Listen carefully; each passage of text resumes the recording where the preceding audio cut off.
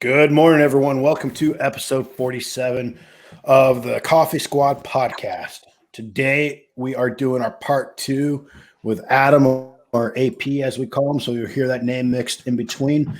And for our listeners who didn't join us last week and who didn't watch or listen to the episode last week, Adam is a physical security guru. He's kind of like the godfather of physical security in my mind. He's taught me a lot of what I know on the civilian side of physical security. Adam, just do a quick little recap of Adam and his experience and his background. Adam's did 23 plus years in the Army. On the special operations side, he was our physical security expert while in. He was also an MP, a military police officer. And when he got out, he went and worked for the United States Army Special Operations Command as in charge of their physical security of the Army Special Operations facilities throughout the country. Adam has extensive knowledge and experience in the physical security realm. He's also working on his master's degree in criminal justice.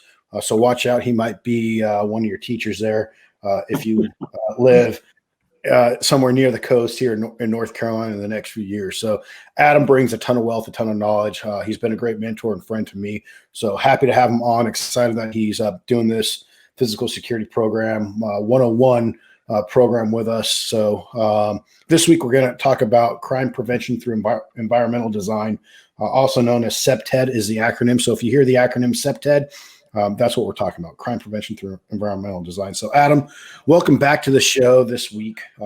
Thank you for taking the time. Thank you for imparting us with your knowledge, as well as our listeners and viewers out there. So, Adam, did I miss anything about the introduction? You're married, proud grandfather. I know you love his grandbabies, man.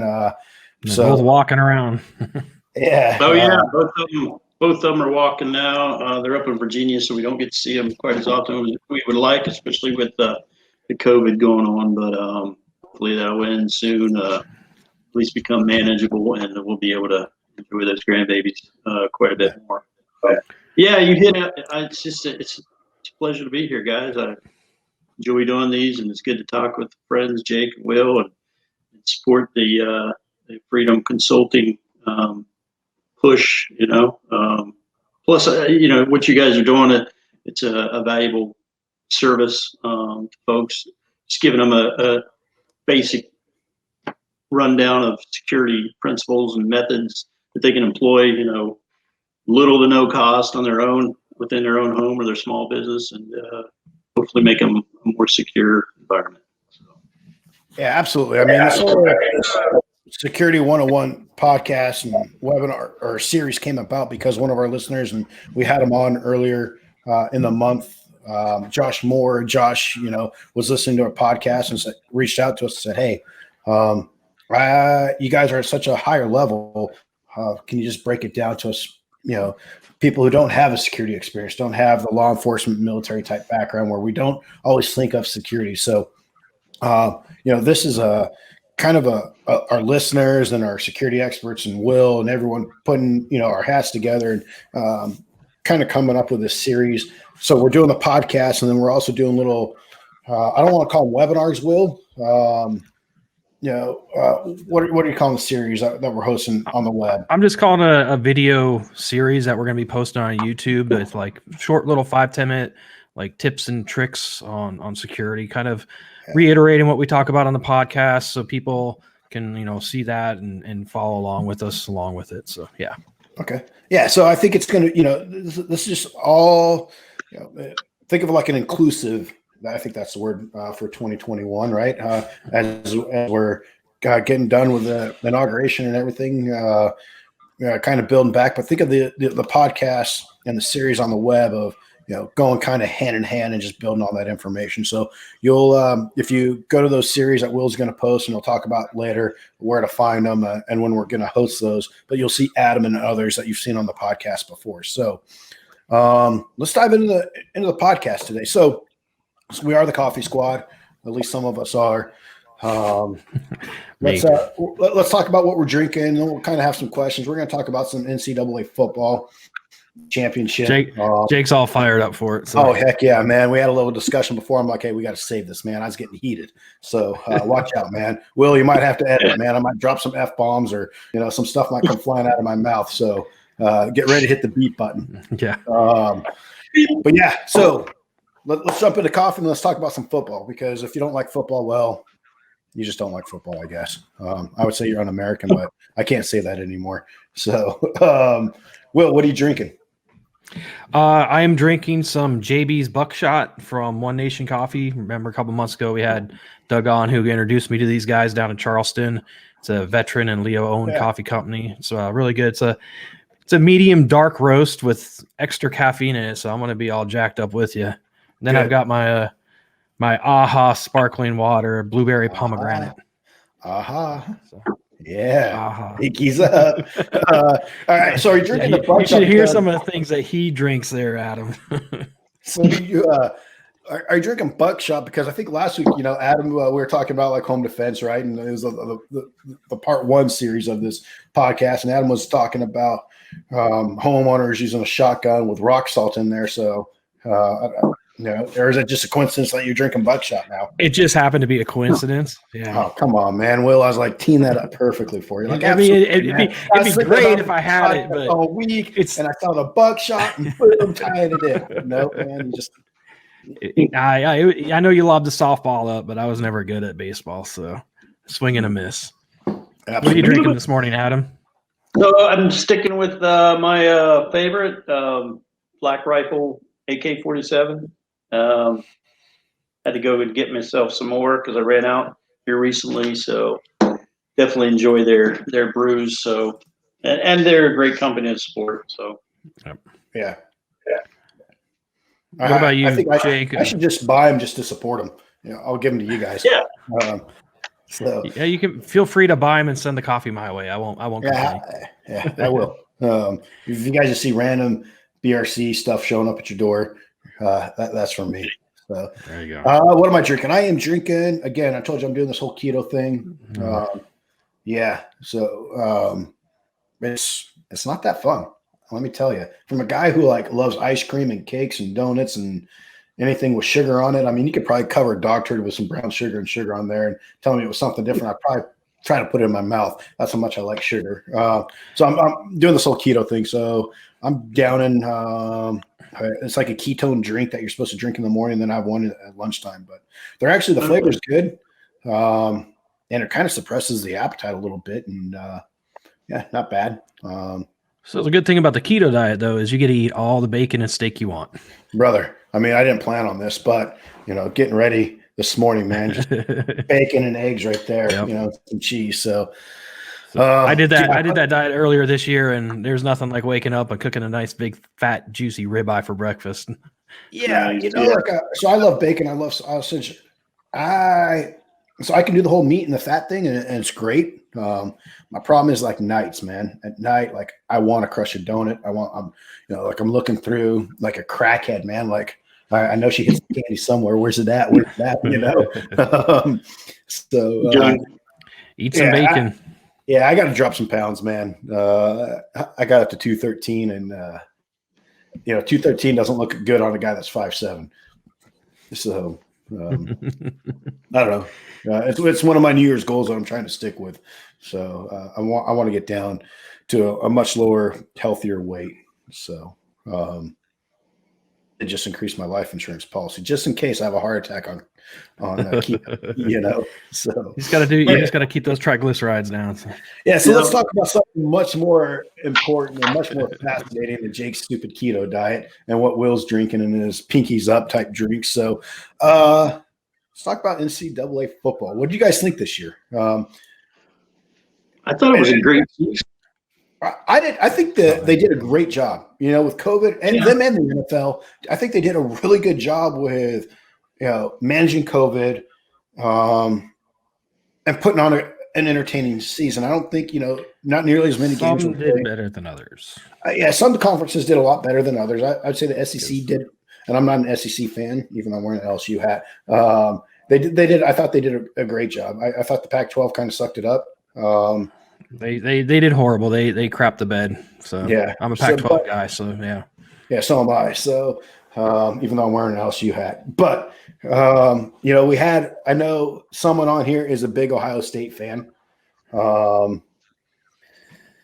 And you have Ohio State and Alabama, two teams that I absolutely despise. And I can't stand most of their fans. I mean, I know a few Alabama fans that I can tolerate. I know a few Ohio State fans that I can tolerate. But there's one Ohio State fan that's on this show today that I actually respect. And Adam, what are your thoughts, man? I mean, Ohio State. I think it was an odd season. It was an enjoyable season, but it was an odd. You had some of the other conferences starting much sooner, and then finally, the Big Ten and some of the others came online later with a reduced. Big Ten had half a season and got allowed in. So yeah, I mean, they didn't come in until late August, early September, and then October even, and then 6 games, 8 games, whatever, and then only played 6, and it was a mess. But here we are. And I think the whole debate about the whole college playoff system, what is fair and how they do all that is, even before the COVID mess, I think there's more that can be done to make it a more equitable process for the teams that actually, deserve to be there. I agree with you. I know. Was it A&M's coach? I can't remember whose coach it was, but one of the coaches after the playoff game, and I know UNC struggled with this, but, players opted out. If it wasn't going for, they weren't a top 4 team, they weren't playing for the championship. You had players who are going to go into the combine, prepare for the NFL draft. They dropped out. That happens every year. Yeah. And I think it's a shame. I really do. I think if I was an NFL coach and I was looking at some of these players, I don't think I would draft them. I wouldn't want them on my team. And I understand why the players are doing it, right? It's an investment for them. However, they made a commitment to the school. The school provided them an education that provided a platform for them to get to the level where they are to become a draftable player, a potential NFL player. And so, in my opinion, they let down their team. They let down their coaches, they let down their school. And I got it. We're talking multi-million and life-changing career for them. But to me, it shows character. And to me, it's almost if you're a top 10 draft pick, like that linebacker from, I think it was Notre Dame years ago that got injured in the bowl game, and it cost him millions of dollars because he slipped to the 2nd round, I think is when the Cowboys picked him. And so that's a huge difference from a top 10 pick to a 2nd round pick. That's millions of dollars. And I think he's back playing now. Jalen Smith, is that his name, I believe? Yeah. But yeah. And so stuff like that, a top 10 player that opts out for a bowl game that's not a national championship, when you're talking millions and millions of dollars. So I think the NCAA, I think they could do a better job. I think they could do a playoff system. Instead of the top 4 teams, you do the top 10 or maybe the top 8. I don't know. Yeah. You increase the chances, right, of someone making it to that national championship. And I think bowl games now, I mean, there's so many bowl games, and there's always been a lot of bowl games since I was a little kid before we had this playoff system that came about. But you make them, it's almost like meh, and maybe you cut out some of the garbage bowl games and you do the mashed potato game and you increase the odds of teams making it to the championship. I don't know. I don't know if it's top 5, top 10, top 8, whatever they decide. And I think you'd have much more viewers. And I just think it's a shame. I was listening to the UNC coach talk about, I think he had 6+ players who opted out of not playing. And, how do you prepare for that? All season long, you've had these guys and, they're having record years, they're having a great year and they're part of the team. And then all of a sudden it's like, hey, now I'm an individual. And I think that's the one thing that I have a hard time with is that individuality of screw the team. I'm taking care of myself now. I think if I was a player and a teammate, I think I'd probably get in a fist fight with a guy.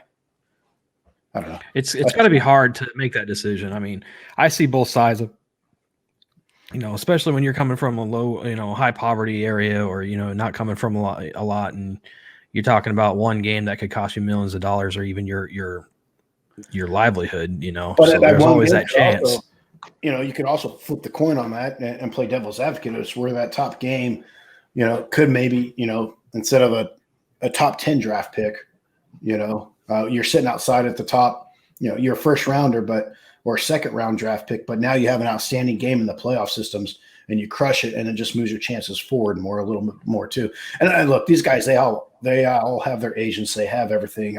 I worked out at a facility down in Florida with these guys for 10 weeks, and they're pretty set. They pretty much know, like, hey, where they're going to go. I remember working out with Todd Gurley before he was drafted, getting ready for the combine, and that was the year he blew his knee out, and so he sat out. He got suspended for I think his junior year. His senior year, he blew his knee out, and he was a top first round draft pick, but he didn't know because of his knee and his injuries if he was going to go first, second, or third round. He ended up being drafted, I think, in the top 10. But like you said, well, there's a big difference between a first round draft pick and a second round, especially if you're a top 10 draft pick and what you can get. But I don't know.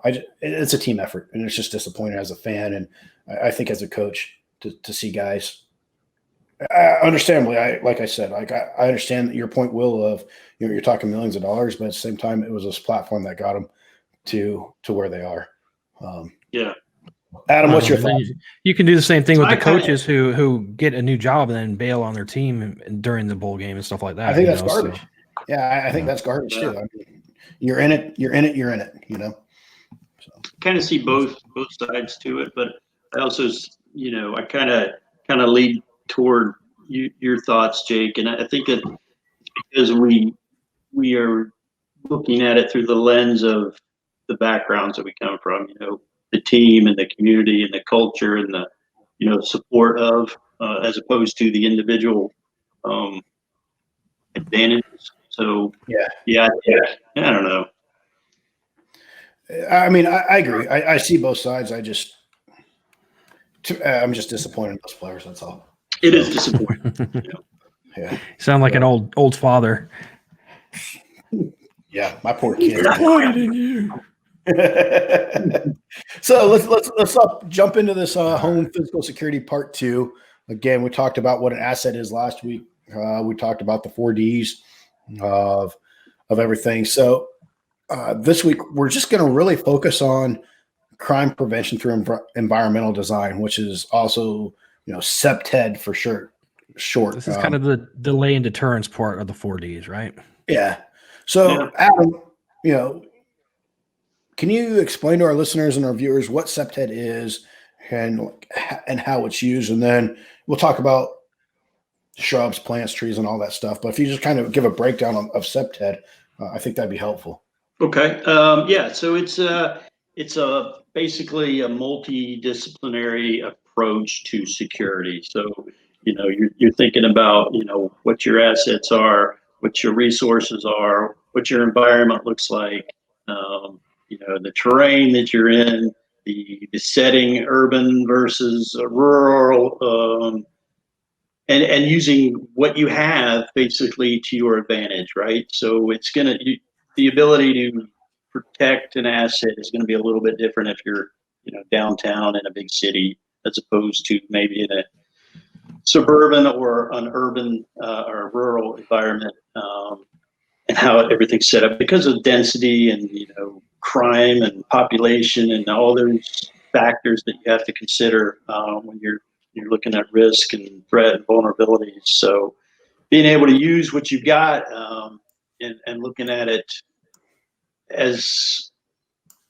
an advantage, right? So you've got an area where you can block off, you can erect a fence, you could create a little bit of standoff, a little bit of distance between you and your neighbor or the next business or whatever it may be.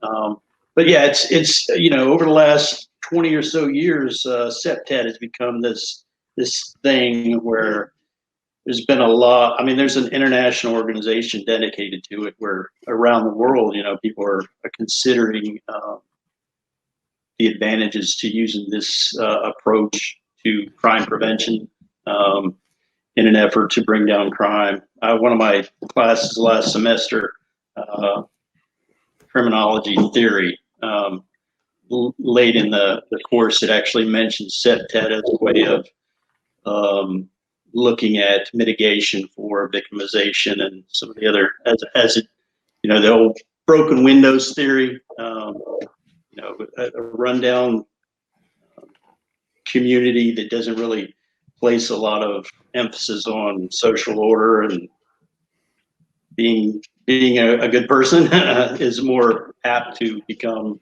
deviant in their behavior as a whole. So yeah, it's an overarching view of how to control crime.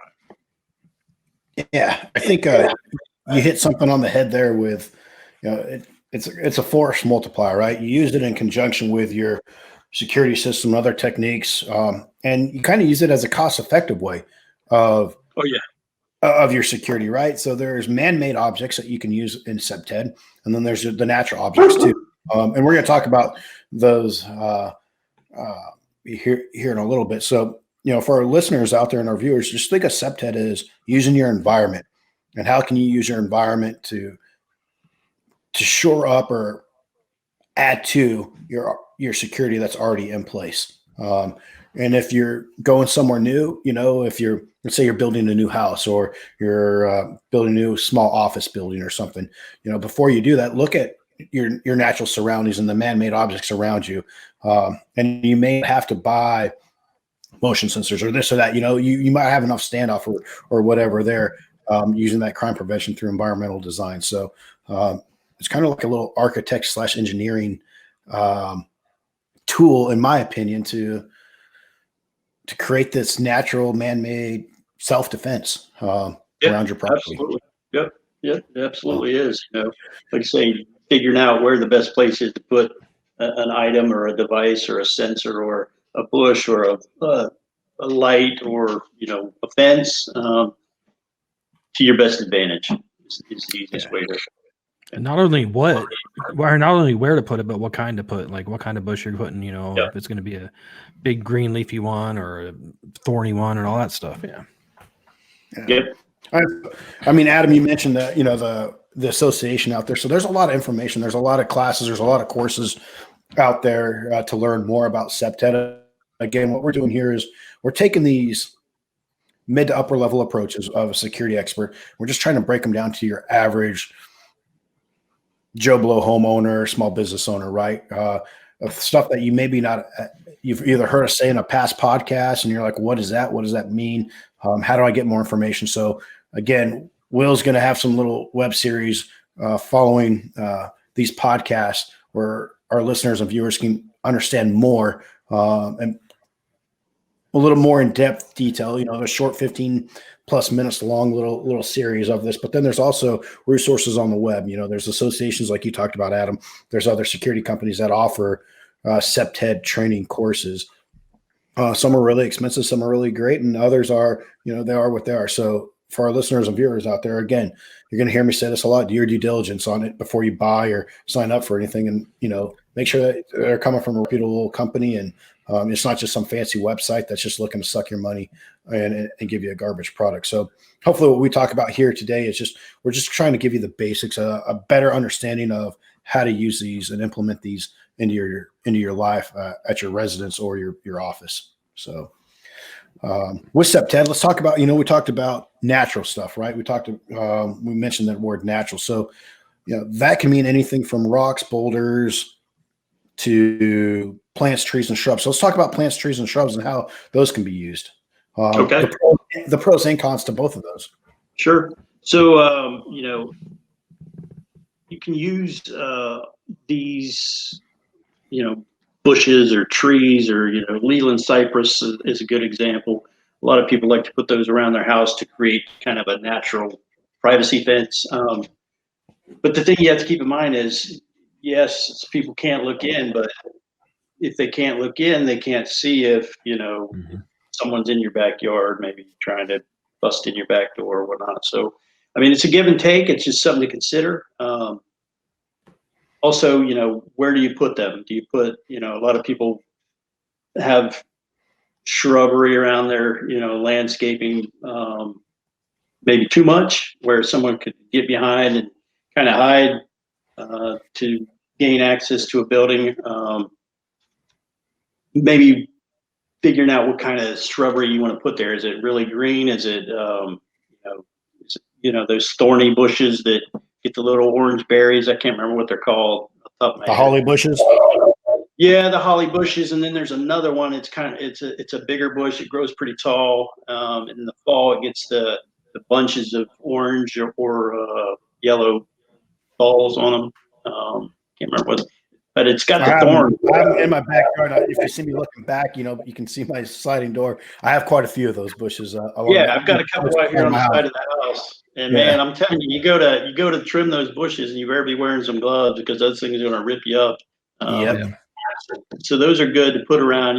Maybe as long as you're keeping them trimmed up a little bit around windows and some areas where you don't want people to come around. But the holly bush is the same thing. I've got holly bushes all the way around the house pretty much, and I've probably taken about 6 or 8 out of the backyard because there were so many in the backyard. I mean, if someone was to get in, and I was worried, quite honestly, more about snakes in the summer because we do have quite a bit of water moccasins and copperheads and whatnot down here in southeastern North Carolina. So I was worried about the grandkids being out in the backyard and there being a snake out of the house or whatever, not having to go out and shake the bushes every morning. Just trying to figure out where you need bushes and kind of funneling and keeping preventing access to certain areas. It's kind of what you're going for when you're planting. And don't overplant, because everything you plant, you're probably going to have to trim at one point. The upkeep can become quite a pain in the butt, especially if you're a homeowner. You mentioned something I think is interesting that a lot of people just don't think about too. Is like when you are planting, right? You mentioned overplanting, but you also mentioned channeling. And I don't think a lot of people think about that when you're doing landscape, whether it's a new home or you're just upgrading or updating your shrubbery around that your outside perimeter and your inner perimeter of your property, but channeling and how bushes and trees and natural and man-made objects can help channel someone into your property as well, and that can be a good thing and a bad thing depending on what you're doing. So when you are looking at landscape and looking at that, think of how you're going to channel and are channeling for the right reasons or the wrong reasons too. One thing I know, Adam, you've taught me too, is elevation, change in elevation and how that helps. So if you're a new property owner, you're looking to build a house, a new house on a piece of land before, as you're looking at some property or even a new commercial site, right? Look at the elevation change in the land too, because that can conceal your movement or their movement. If you sit a little bit higher up, you can see further out, but then sometimes you can't see what's 10, 15, 20 feet down in front of you. So that's a good point.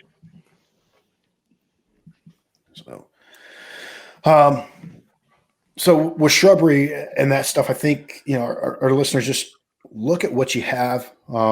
Look at what's hiding, where someone can, the one thing I think that, Adam, you've always taught is like, if someone can hide behind it, is that, do you want to put a light under there, at nighttime? So if you have let's say you have a big holly tree or holly bush, right?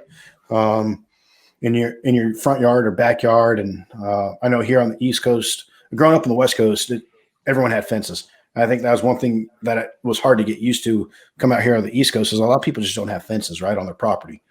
Or they may have like a single-sided fence, but there's not that. It seems like on the West Coast, like this is my property, and people put a fence up. Oh yeah, more defined.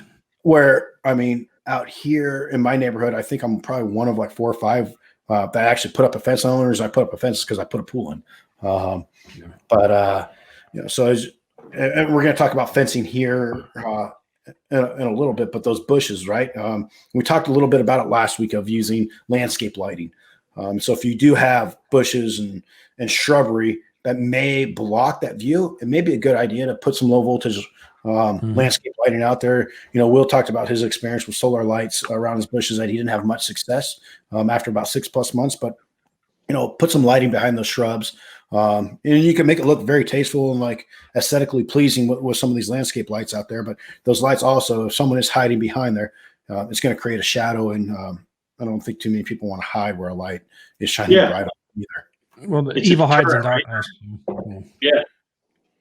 It's a deterrent. So, putting that lighting out there, presenting yourself as a harder target as opposed to your neighbor down the street who never turns his porch light on or doesn't have any, security lighting, or leaves his garage door open every day till 11 p.m. Definitely trying to present yourself as, hey, you're not going to want to come here. You want to go down the street. Adam, I feel like you're talking about me again. I mean, we talked about it last week. I feel like you're going to drive bys on my house. We briefly just talked about fencing and, the difference like the West Coast and the East Coast with fencing. So, as someone is, on their personal property or, their small business, what type of fencing do you recommend? And, I know you and I both live in a community where we have regulations, right? What kind of fencing you can use. But even within those regulations, you can still get aesthetically pleasing fences that kind of help delay someone from coming in. So can you talk about the different types of fencing and how they'd be used in different scenarios and different settings?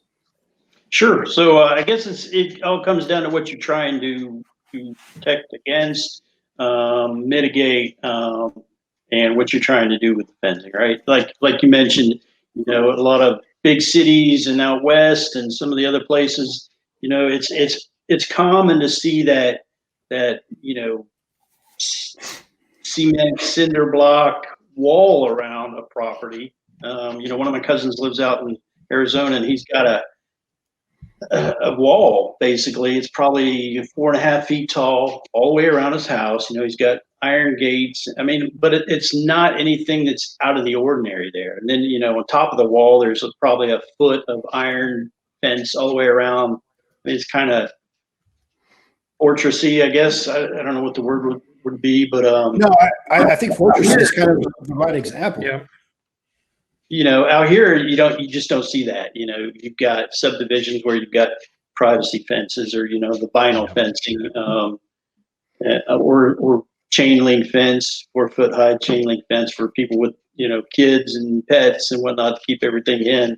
And then some of the businesses have the walls around them, or iron gates. A lot of government facilities you see have iron gates around them, but yeah, it all comes down to what you're trying to do.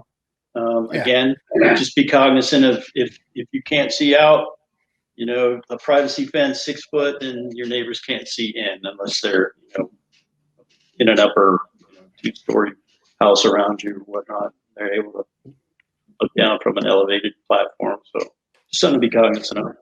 Yeah, I think wood fences are more decorative, right? They're depending on the height. So I'm looking out my yard. So I have like a 4-foot fence around one of my side yards, and then around the pool I have a 6-foot tall privacy fence, wrought iron privacy fence with a bunch of bushes and stuff there, with lights around it. And I probably would have never have designed my backyard and stuff the way I did had I, Adam, you hadn't taught me, a lot of the CPTED stuff when we worked together.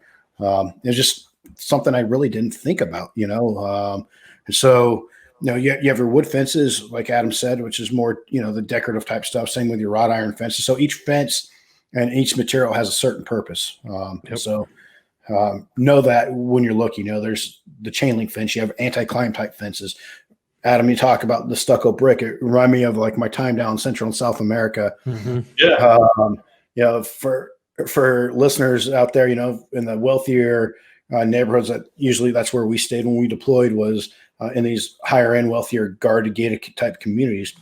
I remember all around the community was this high stucco brick fence with some wire on top, but on top of the stucco, they broke. It looked like wine bottles, beer bottles, glass on the top. And it's like, man, that's a poor man's but very effective way of keeping someone from trying to jump up and climb up and grab that fence. I mean, you do it once, you're going to learn your lesson real quick. If you're not aware of that stuff. I'm not advocating that you do that here in the U.S. You'll probably get sued, lose a lot, but.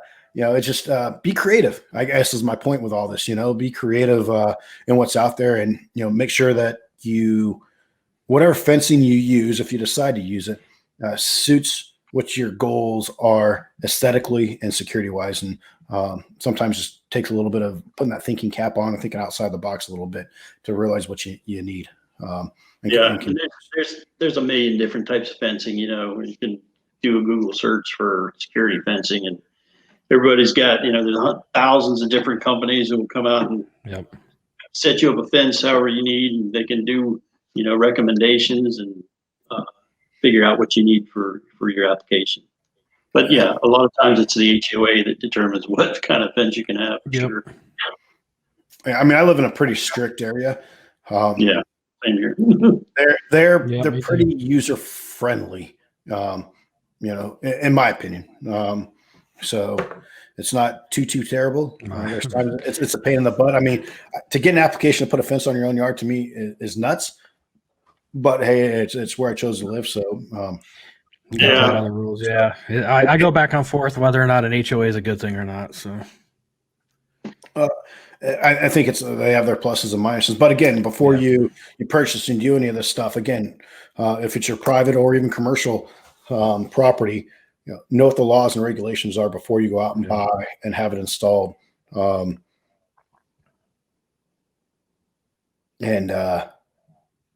Just know before you do all that, because you could have to rip it down or delay putting it in and change it. I'm speaking from personal experience, so I learned the hard way in the town that I lived. But so we talked about shrubs and trees and bushes. We've talked about fencing, which is all part of CPTED, the crime prevention through environmental design. Let's talk about and I briefly mentioned, putting lights in some of your bigger shrubs, and you can make that aesthetically pleasing. But let's talk about lights and proper placement and where to put those lights in conjunction with your shrubs, with your home, with your business, and and using motion sensors to have those lights go on and off and that kind of stuff. So, Adam, if you could kind of talk about that.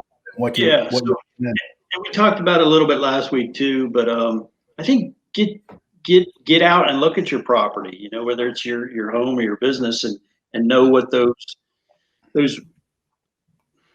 dark spots are, what that corner back there that you need to open up a little bit. Know what it looks like at night. When we go out and do an assessment of a facility, we go out at night and we look at it, so that way we can figure out, all right, is there street lighting? Is there parking lot lighting? What do the exterior lights on the building do? How far do they shine out? Do we need to make a recommendation that they install additional light? You got to do the same thing with your home, your personal business, just so that put yourself in the mindset of a bad guy. All right, where could he hide? Where could he get in without being detected? Is there a spot on the side of the house that's darker than the rest of because of the street light is on this corner? Is it a lot darker on this side? And if it is, then put up some lighting. You bring up the low voltage. The low voltage stuff is extremely easy to install yourself. I mean, it's like a 3-step. I mean, there's a little bit of digging and pulling and whatnot, but it's not something that you necessarily have to call in a contractor and do for you. It's something a DIY guy with a couple tools and a little bit of time can do themselves. Yeah, I mean, it takes electrical tape, some wire splicers, some crimpers, some nuts. Yeah. And that's really about it. And just laying it out. Like I said last week, I did my whole backyard myself. And let's face it, depending on what kind of low voltage lighting you're talking about, they're about $50 a light, roughly somewhere in there. But I've had mine installed in my backyard for a little over 2 years. I've yet to replace the bulbs. I've yet to replace anything. They're set on a timer. I change it up depending on each season, how much light I want out there. And they're great, man. I usually have them run until about 2 a.m. And it makes it super. It looks awesome back there, and then it's just I always can look out and know, okay, hey, my lights are on, and if you see a shadow, hey, is that an animal or is that a person? So. I know you talked about the broken window thing, and one thing that a lot of people don't know is the street lights in your neighborhoods and stuff. If you call your public works utility people, when those lights are out, they'll come out and place them. They usually do it within 24 hours. So that's one thing to remember. Duke Energy in this area, if something's out, man, they're out there the next day. Yep, but they don't know if nobody tells them. So a lot of times, I mean, I know as a police officer, we'd have to go ride around our neighborhoods and do reports on out lights, but it's always good if the citizens are doing it too. If you're doing it in your neighborhood. Yeah, and so we talked about the 4 Ds last week of home and physical security, and lighting is it's a deterrent, and so making sure you have the proper lighting, you have a lighting that hopefully deters that bad person, someone who wants to prevent or commit a crime against you or your property and your assets, using that lights. Adam, as you're talking about, walking around at night, for our listeners out there, I think a fun way, and you can have fun with security, and I don't want people to always think it's so serious, and it is a serious thing, but you can have fun with it too. And I think one way I learned with my property, and as my kids have gotten older, was we'll play hide and go seek in the evening time, as dusk, and sometimes a little bit at night. I tell you what, my kids know the best little hiding spots, and they can hide in the shadows in the dark. And that opens up your eyes, right? So if you're a homeowner and you have kids, or even if you have grandkids, right, play a little game of hide and go seek in the evening, at dusk time, and maybe a little bit at night, and you'll watch where they hide, and can you see them and not. And if you can't find them and see them, maybe that's an area where you want to put up a motion light, or a landscape type light. I'm not saying you got to do it everywhere where you can't see them, but at least along your perimeter, and you do it in depth and in layers. So that's a fun way that I've kind of talked to some of my neighbors about. Hey, go play hide and go seek, or if you don't have kids, walk around it, like Adam was saying, walk around at night and say, hey man, put your criminal hat on, and we all have it in us somewhere deep down inside. Some of it, like Will, is right on the surface. Others, like Adam and I, it's really hidden deep down inside that criminal hat, that criminal mindset of ours. But walk around as if you're a criminal. If you want to break into your house, where would you do it? How would you plan it? And where would you go? What's the easiest way to get in and out? And then set up your defense mechanisms to do that. So we've talked about, fencing, shrubs, trees, lighting. Let's talk about standoff, right? And I know we talked about this a little bit last week in the part 1 series of standoff, but let's talk about what that's like and what that looks like for a homeowner, small business owner. Country versus city versus urban, house versus apartment. Adam, if you can kind of jump into that. And so like we were talking earlier, a lot of that's going to depend on where you're at and what you can do, both with space, how much space is between you and your neighbor, and are you able to put up anything are you able to put up a fence? Are you able to put up shrubbery along an area to keep somebody out on that side? Same goes for a business. Are you it's your business in a strip mall? Where are your weak points? Is it the back door? Is there a way you can set up a fence in the back to keep someone out? Or is there a way you can arrange dumpsters? Is there a way you can arrange some kind of a order that you can keep people away, parking away from a distance? The military makes it really easy to do all this because we have regulations and guidance and mandatory things that you have to do for standoff. You can't place a parking lot within so and so feet of a building. You can't put a dumpster within so and so feet of a building. A fence has to be erected around this, and generators have to be protected. Your cooling and all that has to be protected. So, but in the corporate side, it's a little bit different. You're fighting for space, especially in a big city where everything's very dense and very crowded. And you got 3 or 4 businesses in one small building. So just trying to push everything out as far as you can so that you can detect the threat or keep the threat out as far as you can for as long as you can is the goal. And breaking standoff. And I think you brought up a strip mall, and you brought up some small businesses, and where do you put your reception desk?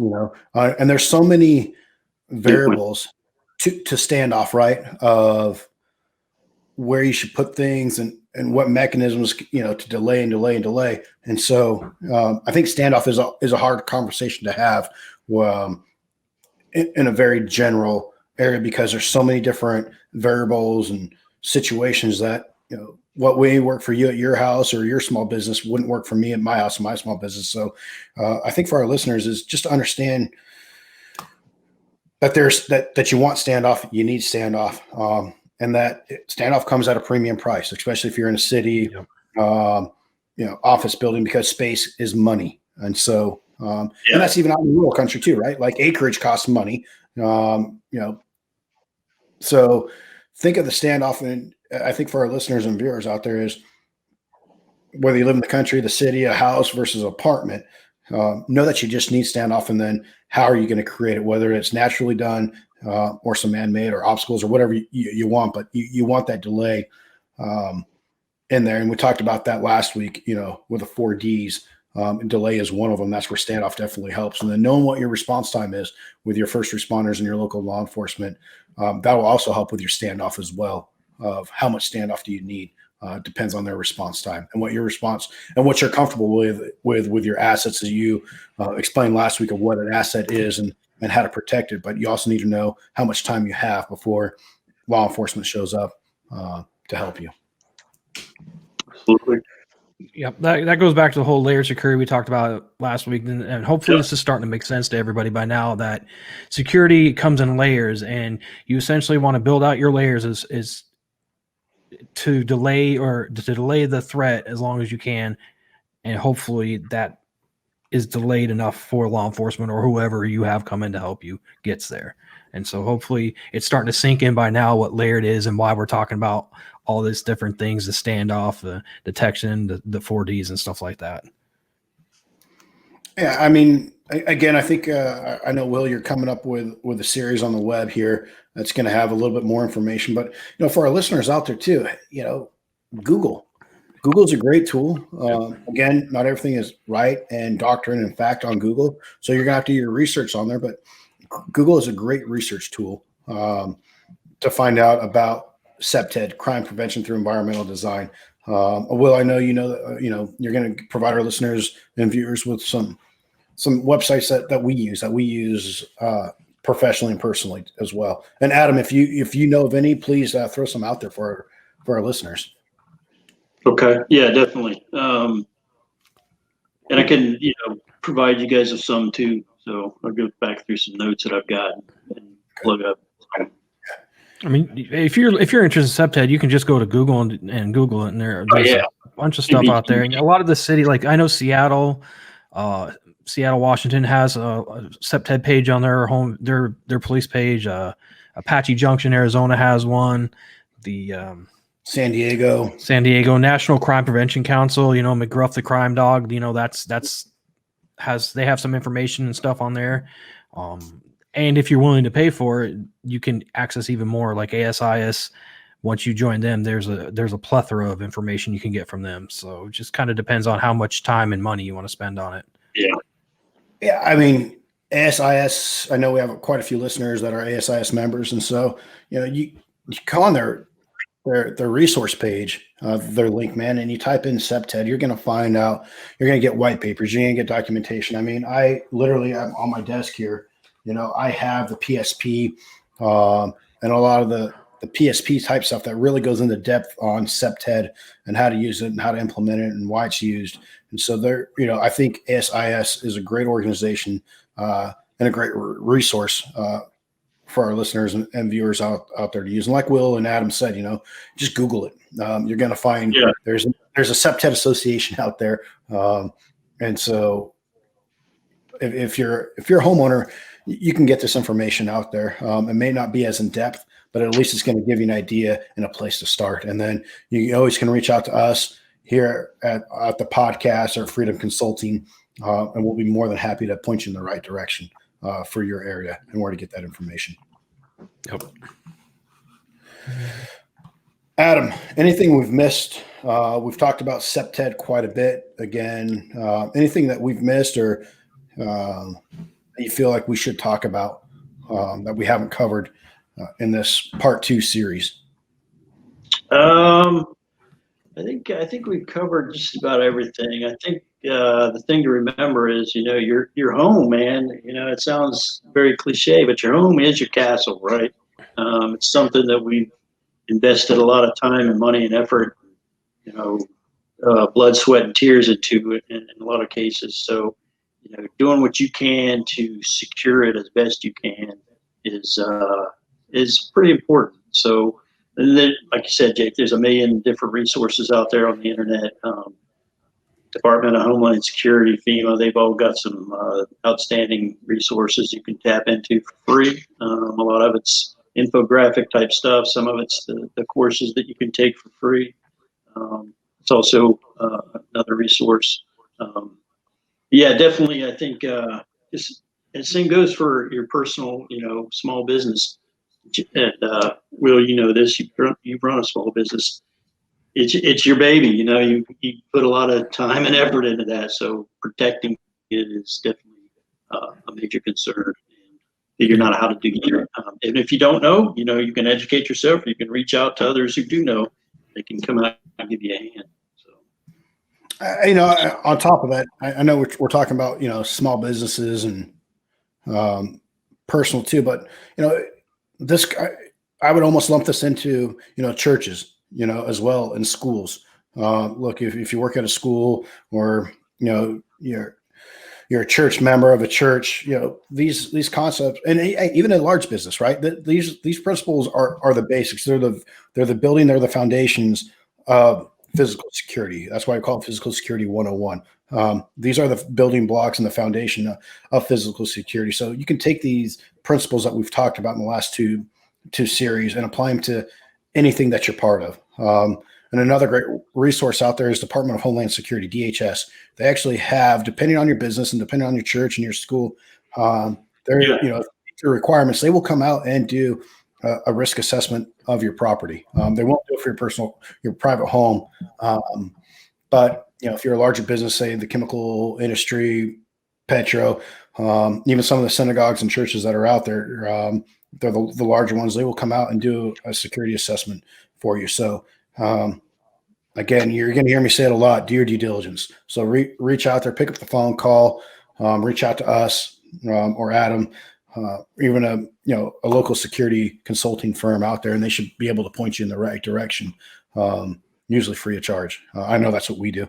If we can help someone out and point them in the right direction, I have no problem doing that. So, yep. Adam, great having you on. Thanks for the wealth of knowledge. Again, we'll talk about, the web series that you're going to do. Adam's going to be part of that. He's going to present, some of these snippets here in a little bit, but, and where our listeners and viewers can find that information at. Thank you, Adam. Adam, wanted to say thank you. You can find us at www.coffeesquadpodcast.com. We are going to be posting up this little webinar series attached to that as well. So you can go to the site and you can watch the little web series about what we've discussed today. And we're going to go a little more in detail with it and stuff like that. So that'll help out and be easier to find. Don't forget to subscribe and follow us on all your podcast favorites, and Apple. Make sure you're giving us the reviews and stuff like that so we get counted. Adam, once again, thank you. Jake, I'll talk to you next week. Absolutely. Adam, thanks a lot. Thank you to our listeners and viewers out there. Appreciate it. Thanks, guys. All right.